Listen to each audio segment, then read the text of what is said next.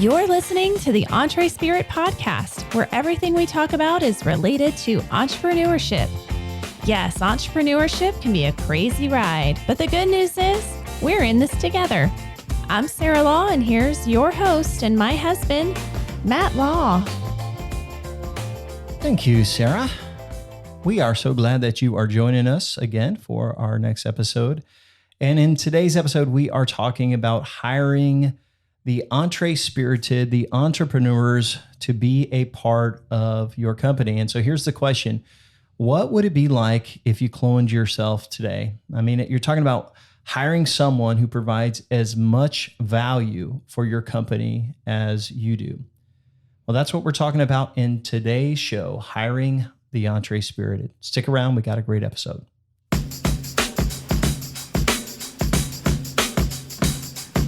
You can have a job, or you can have a career, or you can have a calling. And the best thing is to have a calling. Joy is the feeling that we have from doing what we are fashioned to do. There is no such thing as failure. Learn from every mistake. I'd write down my priorities in life, and I'd get committed to certain priorities. It's kind of ironic that I'm a dropout because I read more. I like to learn as much as anyone I know. People say you have to have a lot of passion for what you're doing. If you don't love it, if you're not having fun doing it, you don't really love it, you're going to give up.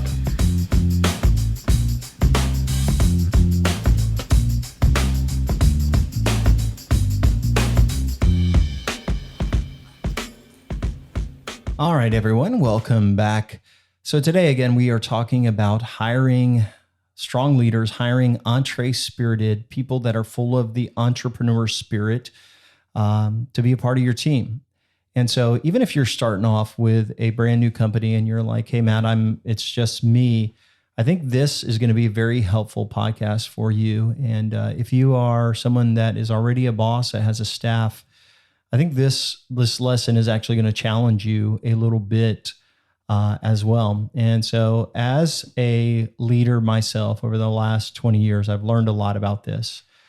So we've hired people that were really strong entrepreneurially. And Right. And at times I probably micromanaged them a little bit and they revolted and they quit. And then I've had sometimes in my life that, especially when I was either younger or just here in the last couple of years when I worked for a short period as a director of communications for an organization, there was times that I felt micromanaged. Right. And it really, it really squashed my entrepreneurial spirit. Your creativity. And it made me also leave and exit. And so I will tell you that hiring entrepreneurs or EntreSpirited people, it definitely is not an easy thing. It's so much easier to hire someone that will pick up a box, move it over to the next spot and set it down. But people may be wondering, Matt, are there people that are EntreSpirited that don't have a company? Like, what would that look like? I think the world is full of EntreSpirited people that are very entrepreneurial. They don't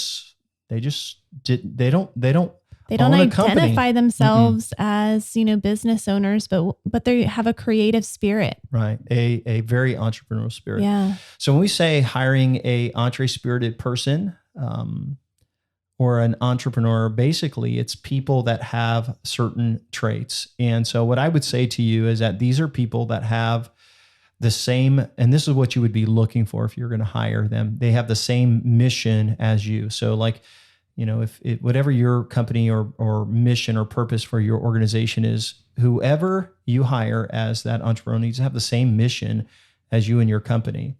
They also have to have a tough mindset. So they need to have an overcoming mindset. No matter what they face, they're going to overcome. So they're not, caught on failures or setbacks. They want to challenge and they're willing to get up if, dust themselves off if they fall down. They also have to have a very good understanding about the vision of your company and what the goal is and the purpose is. And so, and this, if you're a boss, like some people they get what your company does and they know how to do everything and they own it. And then you'll have some staff that will do the bare minimum and they don't invest in learning more and going deeper into the vision of the company. You also need to hire someone who is invested in their personal education. So you'll know if, I'll give you an example. Years ago, we hired a developer and he would always do the bare minimum. He would never grow and learn about it. And in those days, I didn't know much about technology and different things. I was fairly new. And because of my desire to grow, I outpassed him. I passed him, and without even really trying. And that is what he was like. We would request for something to be done. It's like, oh, that can't be done. Yeah. And then well, wait a minute. I would research it. Right. So you want someone that wants to learn about everything about your company. And lastly, they have to love what they do. Now if you can't remember all of that, okay, I'll just basically break it down. Mission, overcome, vision, education, satisfaction. That's the MOVES acronym for the EntreSpirit book that I'm the author of. But here's what I'll tell you. These are going to be people that these are people in your organization or people that you meet. They just know how to get things done and they don't give up easily. They're workers. And so here's the EntreSpirited things. If you can hire people like that, it's powerful because it's not just adding one to your team. You're adding a leader. So you are multiplying them and basically they can replace you in some area of your business. So as you grow a company, even if it's funded well, you may have the CEO that's managing a couple different departments, or maybe doing a couple different things. The COO is doing a few different things. But if you hire EntreSpirited, entrepreneurial-minded people, you can hire them and they can actually take over portions of that business and do a better job than you. And so we've also seen that too, where we have hired people and we've trusted them and they were very entrepreneurial. It actually made our load lighter as the CEOs and the leaders of that organization. You agree with that? I do. And I'm just thinking, if you're listening to this and you didn't listen to the episode before this, go back and listen to that because that's when we dive into more of what mission, overcome, vision, education, and satisfaction are. And that's the qualities that we have found to be in EntreSpirited people, entrepreneurs that are successful. But, in this episode, we're just, revealing that your staff can have this same spirit. It can be built into the culture. And so, like an EntreSpirited culture where entrepreneurship is valued.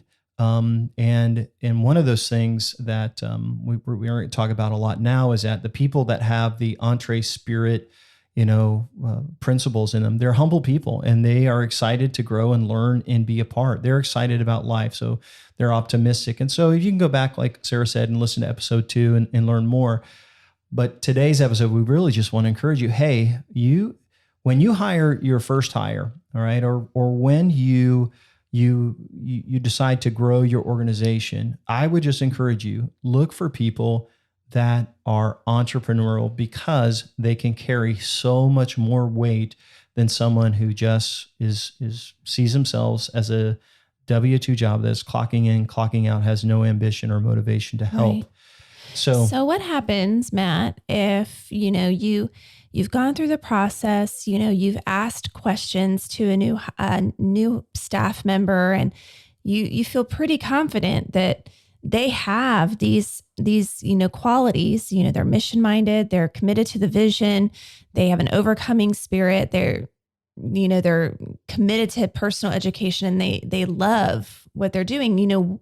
What's next? What is important when leading these strong, driven people? That's a great question because a lot of times there's entrepreneurial people that we've met and they don't even know they are. Yeah, you know what I mean? Because they could be young, or they could be older, but they could be leading a nonprofit. They could be, a manager, and they're like, if our company just would do this, it would be so much better. So there are people out there that are definitely like that. And if you're going through the process and you found that person and they're going to come on board, we want to give you in this episode some really important tips for leading these spirited entrepreneurs. Super important to keep them on your team and to help your business grow. Keep them happy. Right. So these people are obviously strong, smart, bright people. And if they wanted to, you have to realize they probably could start a company on their own, right? If they wanted to, right? Because these are people who are self-starters and they get things done. Right. So number one, and this is the most important thing, if you are leading someone that is entrepreneurial, that is a strong person, that wants to achieve, the most important thing is that you have to trust them. Okay. Yeah. You have to trust them.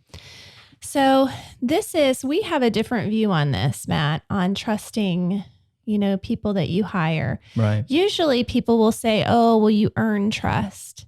But we think about it a little differently. Right. If you've gone through the process of hiring somebody, then obviously you think they're a great fit and you're excited about them entering the company. And so really they should start off with trust. Like you already trust them. Right. They don't have to earn trust, because if you don't trust them, they should not even be working at You shouldn't your have company. even hired them. Right. Absolutely. So you start off like trusting somebody.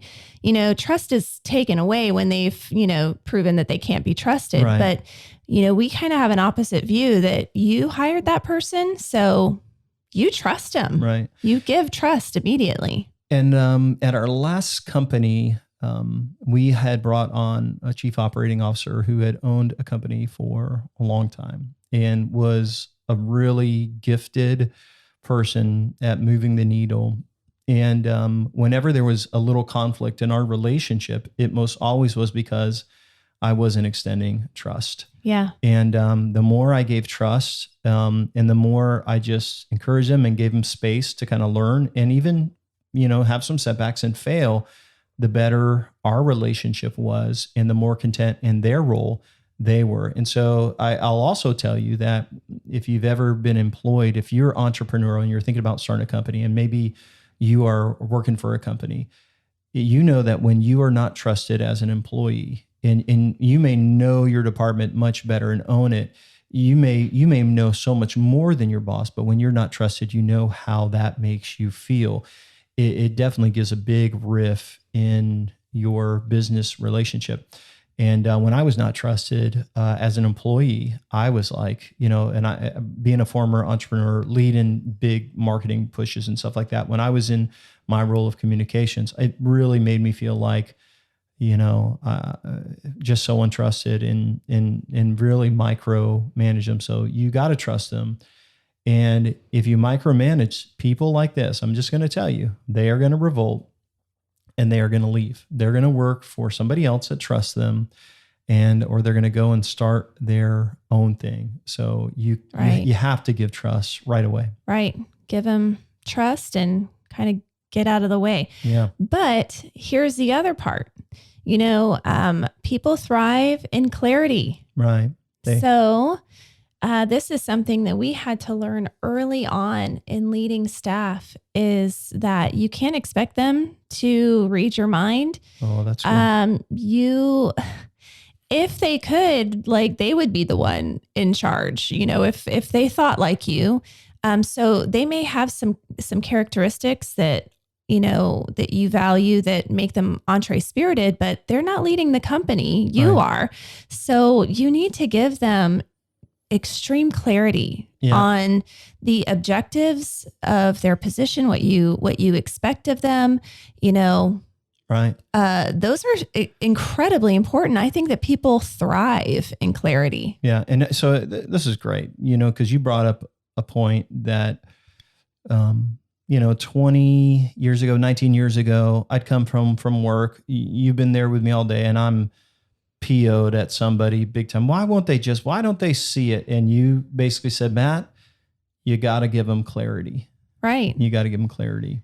Yeah. And if everybody thought the way you did, Matt, they'd be the ones leading the company. Right. So, So I think with clarity, every staff needs, but with the entrepreneur, the EntreSpirited person you're leading, you give them clarity for the objective, but not necessarily How they're going to get there. Yeah, to get there. So say, for example, like the objective is X, Y, and Z, and that's the destination. That's the goal for that department, or because they're leaders. You don't necessarily, you could give them some feedback and ideas, but you don't, if they're truly entrepreneurial, they're going to figure out the best way to get there. And sometimes it's getting out of their way. You give them the objective. It's X, Y, Z. This is where we're heading. I give you trust, I give you space, and then you're going to give them a chance to do it and to carry that and to use their creativity instead of just moving one box from one spot to a next in the warehouse. You want to give them some freedom.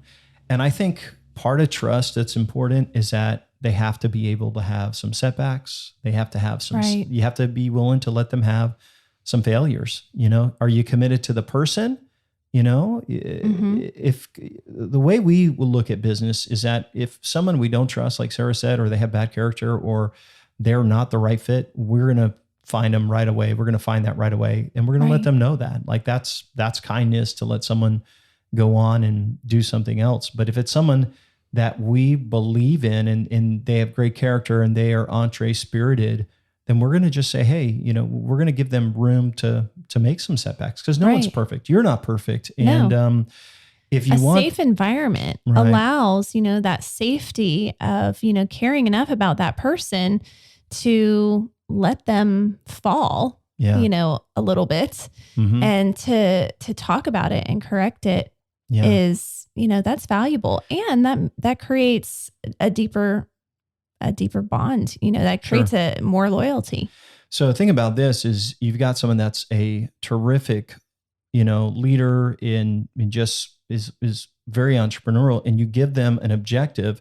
They love that challenge. Think about you when you get an idea, or you're thinking about something, you love that challenge, and they'll invest more than, the 40 hours a week or whatever you're wanting them to, because you have given them the challenge or the responsibility. And so I will tell you, this is a different mindset than that is in corporate America. Corporate America says, hire a manager that will manage, the guide or the documentation on how to do this. No, you're hiring an entrepreneur who will write the documentation, who will write the manual and invent that part of your business and lead others in an EntreSpirit way. So it's key. So number one is to trust them. And I love what you said, Sarah, about we start off with trust. Yeah. Super, super important. Number two is they are going to need things to be successful in their role. And so you have to provide the resources, the tangible resources that they need to be successful. Yeah.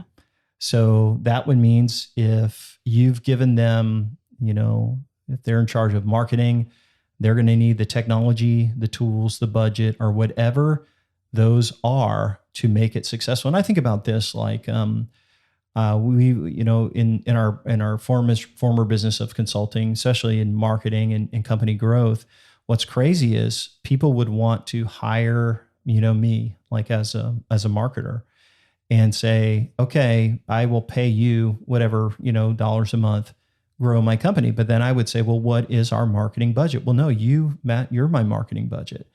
And it doesn't work like that. I needed resources, financial, to invest in their ad spend and different things like that so that they would be successful. So if you hire somebody that's creative, that's an entrepreneur, but you don't give them the resources they need, whether it's the technology or the support staff or anything else that they are going to see quickly that they need to make the organization run correctly and the business to run correctly, if you don't give them those resources, they're going to get really, really, frustrated. Right. Yeah.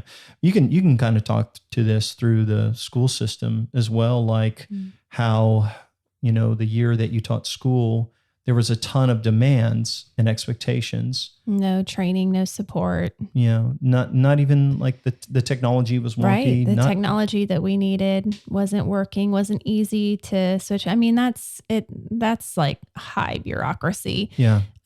Which is, that could be a lot like a big company, but it really is a big company, but for a smaller organization, you see the same thing. It looks a little different. It may not be as bureaucratic. Well, I think if they have a big company, maybe someone's listening that has a big company, they need to remove bureaucracy and get the people what they need so they can get their job done. Yes. Bureaucracy is the killer of progress. It is. It sure is. And so if they need something, you got to make it easy for them to make a request. You got to give them a budget to work with, so that, hey, you got to give them clarity. When you're giving them clarity, you're like, hey, you have this much money, but give them the ability to request resources from you quickly. So there's nothing worse. And I think about this, like, let me give you an example. Like if I wanted to install, fencing, right, in a field, right, I could get my post hole diggers and, that's no big deal if I'm doing a small job. But if I was doing a big job, like, thousands of acres or something like that, you don't want post hole diggers for that. You got to give them the right tools to get things done if based on the job. So if it was 1,000 acres, man, you need an auger, you need a team. You want to make it as efficient as possible. So you got to give them the tools that they need so that they can. Sometimes it means support staff too. Like, you don't want to beat them up with, take everything. You want them to be as efficient as they can. And think about this. If you were to hire somebody or to make your life easier and you were going to hire someone to make it easier on you, you would want to do the same for that EntreSpirited or entrepreneurial person you're hiring. Very true. And having an open conversation, like even being so clear to say, hey, what do you need to accomplish your job? Like if you have a clear vision spelled out and you trust this person that you've hired, what do you need to really accomplish this job in the best way possible? A lot of bosses, they don't say that. Like they don't have these open conversations, and how amazing is that to have such an invested, boss to say, hey, what do you need to do this job better? What can we do to make it more enjoyable for you? Right. Yeah, I agree. They don't ask, what do you need? Usually it's, hey, the person that's serving are working under somebody saying, hey, can I get this? It really is a great thing for the boss to say, hey, what do you need to be more efficient? How can we do things better? Is there anything you need from me? Those are words that I know that we want to say to our staff. And we've done that. But so many times people the boss doesn't ask. And if you want to hire an entrepreneur to lead well, a strong leader, you are going to have to give them those resources. Now, there's also an aspect of this that, your employee may say, well, I need more support staff, or it could be anything. And truly the budget isn't there for that. And so I think it's still, and you may be listening to this and be like, well, I know what they need, but there's just not the budget for that. That's just not possible right now. Well, I would challenge you to still have those open conversations because, in talking things out and being willing to address, everybody knows that there's a problem anyways, probably, most likely the elephant's in the room. So, addressing the problem still and facing it is so valuable. It sure is. So yeah, what if the budget isn't there? Like, so then you can say that. Yeah. You can address that. Say, listen, I hear you and I know we need this. So what can we do to either get to that point, or is there a middle road? Yeah, maybe you could tell them, hey, once we get here, you were going to add that. We could give you more budget for that. Or maybe you can say, hey, what can we cut out that you're doing that doesn't matter, so that you can be more successful. Maybe you don't need to focus on some things right now. And that goes back to just getting clarity and giving, them clear objectives. But then, if they have clear objectives and they need more staff and the company has the finances to do that, and you don't provide those resources and they know that the company is just doing great, but you're making their job harder, that's going to be a wound. And that could be another point of contention for them to leave. And that's why having open conversations about what resources they need. So let's kind of recap a little bit. So number one is trust them, don't micromanage them. Number two is provide the resources that they need to be successful. So whether it's technology, staff, or what else. And the last one has to do with their life as a staff member. Right. So if you are an entrepreneur and you own your own company, or you're the boss, of your department, a lot of times you can come and go when you want. You have total, take off on the holidays, do whatever. You have the best schedule. You have all that you need in regards to the 3 F's that I'm about to talk about. So if you hire someone who is entrepreneurial, okay, you have to give them the 3 F's, okay? And that's flexibility with their schedule, freedom to fail and make mistakes, okay, and finances. So we're going to talk about those big 3 F's. So number one is flexibility with their schedule. I'd like to say that one hesitation for people with this particular topic ties into our very first point, and that's trust. Right. I think a lot of people, and we would have said the same thing, in different points of leading staff, that, well, we don't want to give flexibility because what would they do with their schedule?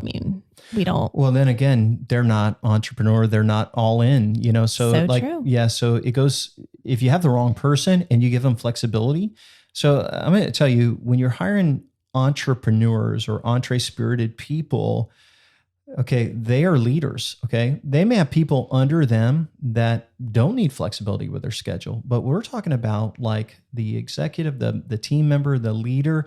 And if you won't give your leaders some flexibility with their schedule, that's a point of contention, because you're showing, just like you said, Sarah, you don't trust them. Right. Yeah. Right. So what does flexibility with your schedule mean? And I listen, there's so many organizations and just different types of businesses out there. But for your manager, your leader, your department head, or that entrepreneurial person that you're hiring, you got to be able to allow them to to work a flexible schedule. So maybe they have a doctor's appointment. Give them the time off and let them be in charge of getting someone to fill in for themselves. Let them have some flexibility with their schedule. And if you won't micromanage their schedule and you give them some freedom, remember, here's the objectives, they will love that, because entrepreneurs crave that freedom in their schedule. They crave that flexibility, when they're at work. They want to be able to be there with their kids, or be there with their wife or their husband, or someone's sick in their family. You want to give them that flexibility with their schedule, and vacations. Give them a lot of time off. It's important. There are a lot of companies that are starting to embrace this more in the last, 5 or so years. Yeah. I'm seeing it more, and employees are so much more happy. Yes. When trust is given, right, and they have this flexibility because they're real people. And this is the secret with the flexibility is like, yeah, you're right. A lot of companies are given unlimited days off, but here's the problem. They put so much demand on people that people never even hardly take a day off. So it's like, yeah, you got a flexible schedule and you have this many vacation, days. You get, even if you did unlimited, but you got to make it where they have to take off at least 10 or so. Yeah. They have to have time to rest. Remember, these people are for your company. They're on the mission, right? They are overcoming. They're strong. They've got the vision. They're educating and growing in your company, and they love their job. This is like the ideal employee. So you want to treat them well and just give them some flexibility. You got to give them freedom to fail. And we talked about this a little bit and have setbacks, but if you are so harsh every time they have a misstep, again, it goes back to the trust. They are going to feel like it's not their company. Mm-hmm. They ought to feel like they are a partner, a co-owner with you. And even though they may not have equity in the form of shares or ownership percentage, they ought to feel like it's their company. And you have to ask yourself this: how many times have you had a stupid idea, right, that didn't work? right? Or a marketing tactic or idea, or you spent money on something and you lost money. I can't even tell you how much we've lost in ideas and in trying stuff. So if I will give myself grace to make a mistake, I got to give my entrepreneurial leader grace to fail, permission and the freedom to make some mistakes. Very true. Lastly, and this one is probably the most important, is that you have to pay them well in their finances. So they got flexibility with their schedule, freedom to fail, and you got to pay them well with their finances. And it should be based upon the company's success.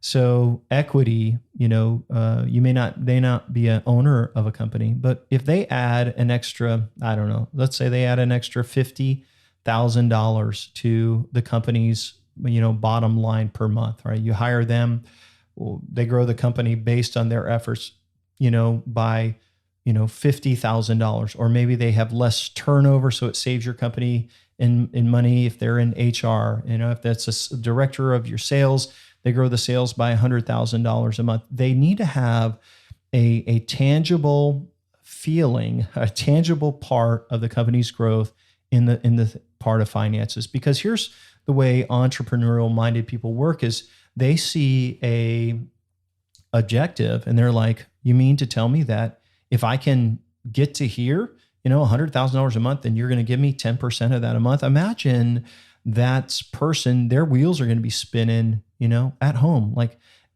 they're already involved with your company, but when they see that objective, that financial objective, and you are willing to be generous with the company's finances based on what they have brought in, then it's like it's their own company, even though they don't own it. It's like they run that company, and guess they run that part of the company. And here's what I'll tell you: if you will trust them and you give them resources and you give them flexibility and freedom to fail and finances, they will feel like it's their company. And here's what will happen: you will have very, very low turnover with your leadership, right? Very true. And you've almost cloned yourself.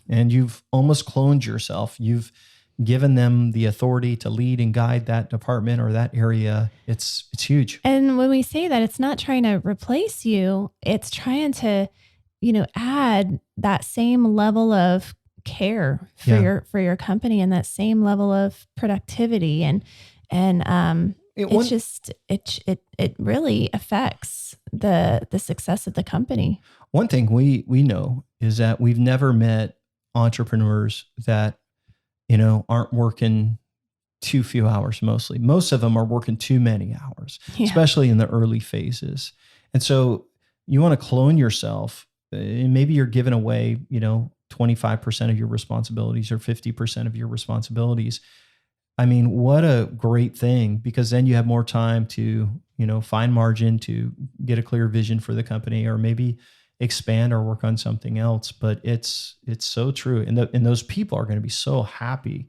The staff, the EntreSpirit staff, are going to be happy and they'll stay. But if you don't do those things and you don't extend trust, you're not going to be able to keep people like that. You're going to have to get someone that picks up the box. You spell it out for them. They move it from here to there. They leave and they're done. They're never going to put in that extra effort because you're just not treating them, the right way. Anything you want to add to our discussion on that, babe? No, I think that about sums it up. That's good stuff. Good stuff. Good reminders for us as well. Yes. So if you're interested in learning more about the EntreSpirit, the DNA of self-starters and people who get things done, that is our book. And here's what's cool. We're not trying to sell you on anything or pitch you on anything. We're actually giving away 1,000 copies of our new book. If you head over to EntreSpirit.com/free, that's EntreSpirit.com/free, you can buy the book for free. And we are giving away 1,000 copies. Now, a couple of things. If you are inside of the USA, this offer is only available for you. So if you're outside of the USA, we cannot ship books outside and be able to do this. And additionally, we're giving away digital copies where you can get a copy on Amazon. It's Amazon's guidelines that say We can only give these books out on Kindle to people who have Kindle accounts or accounts inside of the United States. So you can get a ebook copy that we have bought of the EntreSpirit to read on Kindle. You can get that for free. I mean, not even a penny. And if you want a paperback version, we'll give you the free book. You just have to pay for our envelope and the postage to get it there to you. We've got 300 paperback books and 700 digital copies to give away. So you don't have to call us, email us, do anything. Just go to entrespirit.com/free.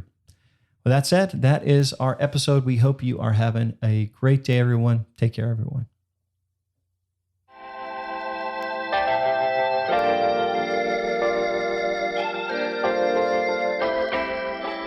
You've been listening to the EntreSpirit podcast.